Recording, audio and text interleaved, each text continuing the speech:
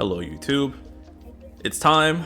Tidus, shout out Blind Eye, is getting his BT Plus and a rework, and he's staying ridiculous. He has stayed relevant since he got his BT, and he's about to be kicking even more. That was bad. I didn't mean, actually, you know what, screw it. Pun intended. Doubling down.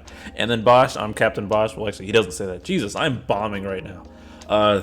Tank Master Supreme, not really, because Zach is in less than 2 weeks. Off the cap, by the way. Jesus. Anyways, in this video, before you poll on Tidus BT Plus and Basch C90, I'm gonna give you some things to think about before you potentially use up your resources. Be sure to subscribe to my channel, like the video, leave a comment, consider becoming a member for $1. Tidus coming back with a vengeance. He stayed relevant all through his BT, and he's coming back even stronger. Let's talk about what he got. Well, let's talk about what he is first. If you're not familiar, he's a damage dealer. He's a debuffer. Debuffs attack, defense, and speed. He rebreaks with his follow-ups, and he's a turn hog. He is fast. He jumps all over the place. He has instant turn rate on his LD and skill 1, so he is manipulating turns for his benefit, and he has a follow-up afterwards. His rework is the regular shot, just has more brave hits, so it's more likely to cap the HP attack. Very good. And then Jack Shot, it's gone from 1 HP attack with 80% splash to 3 single target HP attacks with 80% splash afterwards. This is a very big damage upgrade, and he gets more personal HP damage up. So all in all, he's more likely to cap, especially because he can use ultimate weapons now. With C90, he has EX start, so he can get that going off the bat, pretty handy.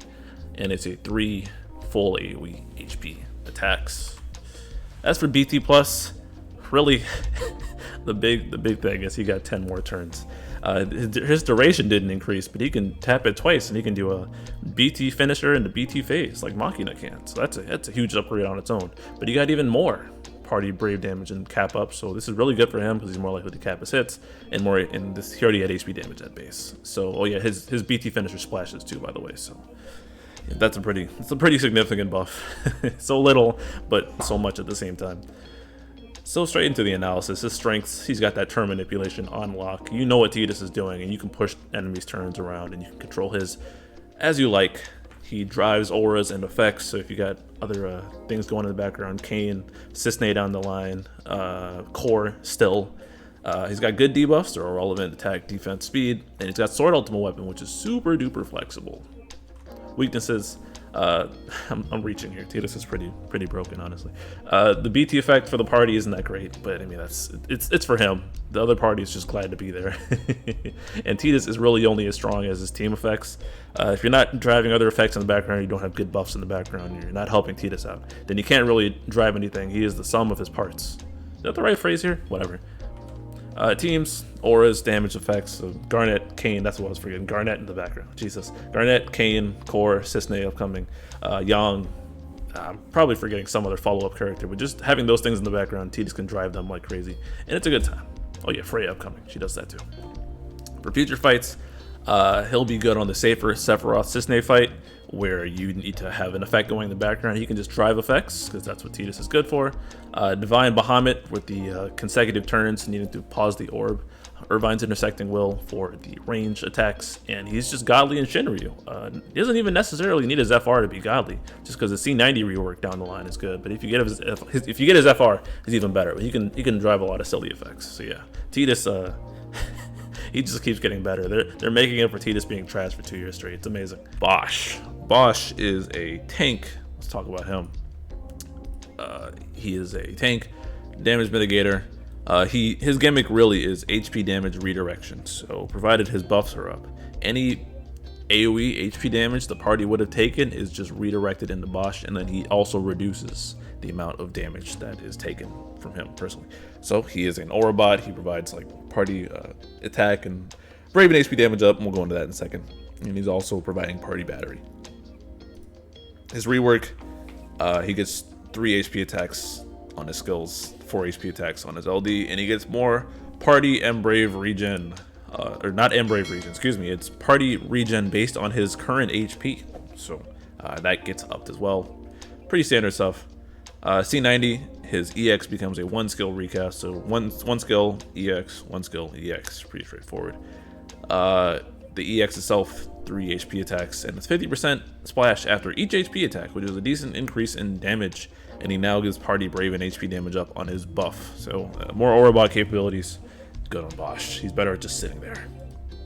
Strengths, good party buffs, Brave HP attack up, and then Brave regen based on his HP. All good stuff that you wouldn't be against.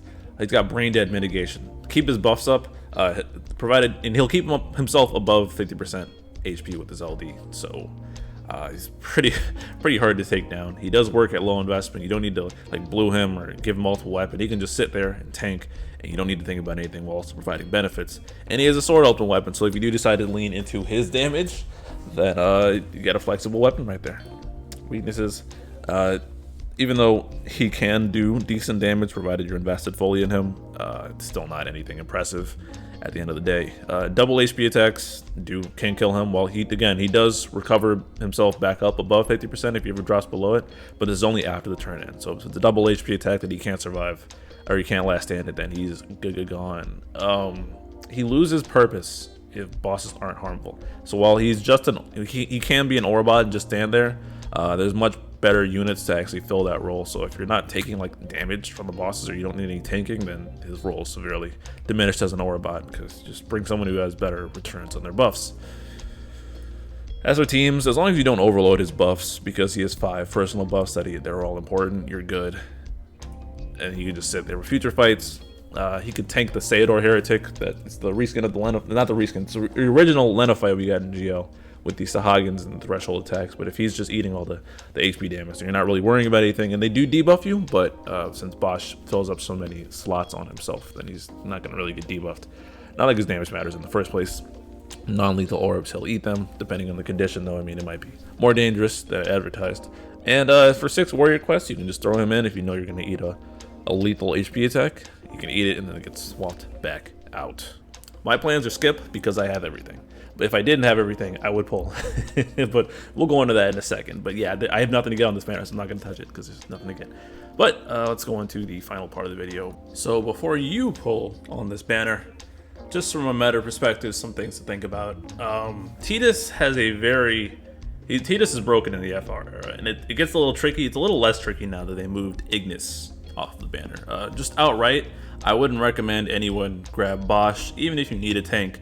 I would either go backwards for Layla, or I would wait 2 weeks-ish and then get Zac. I think both of those characters have much better self-life and will get you much farther in the game. So I think Basch is kind of just a dud in general. Wouldn't hunt him down. And anything he can do, like pretty much any unit can do better, I believe, except for the raw tanking. And it's just, yeah, I can't recommend it at this point.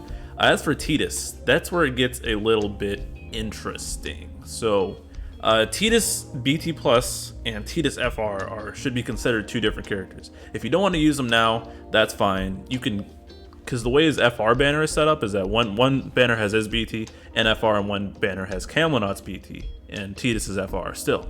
So if you're looking for pure meta and you're looking to like one-shot bosses with Tidus, and you're not that interested in him right now, like you've been Garnet Machinaing it up and you plan to use Zac next month, I think you could probably pass on Tidus. I don't think there's as much value in this banner again because Ignis is gone.